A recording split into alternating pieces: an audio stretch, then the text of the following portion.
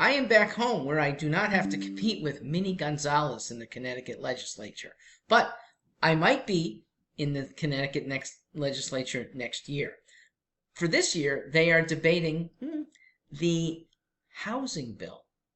And as Mr. Scott eloquently stated, even enacting the housing bill as is, that is HB 8002, it would produce in the next year no new affordable housing.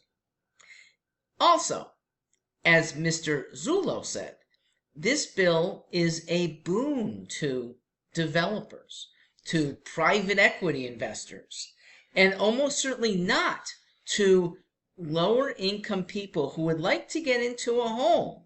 And they'll be renting instead of buying. That's the incentive. Here's my take.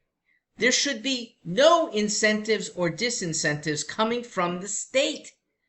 The state legislature is not meant to control private property.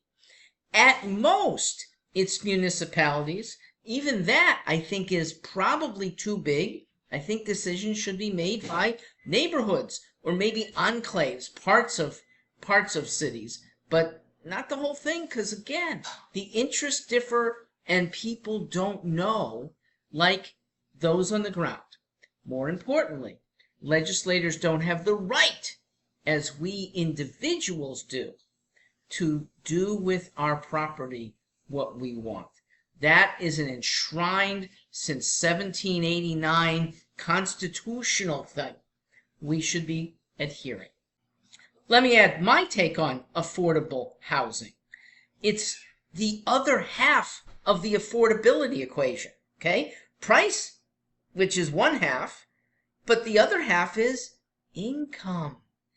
And I believe in raising people's take-home income. It can be done easily and swiftly. Look at my taxpayer opt-out plan. With that, people will be getting 30, maybe 35% more if they are opting out of the federal tax code. Instantaneously. This is not a 5-year slow increase in wage. This is 30% more, maybe more than that, opted out right away. You do what you want with that extra money, and if it's towards buying a better home or renting in a nicer place, either way, that money's yours. I'd like to bring more good jobs around in the first place so that salaries, even without the tax benefit, are higher. Those parts of the affordable housing equation are what I think our legislature can and should focus on, not dictating to municipalities. I'm Mark Stewart.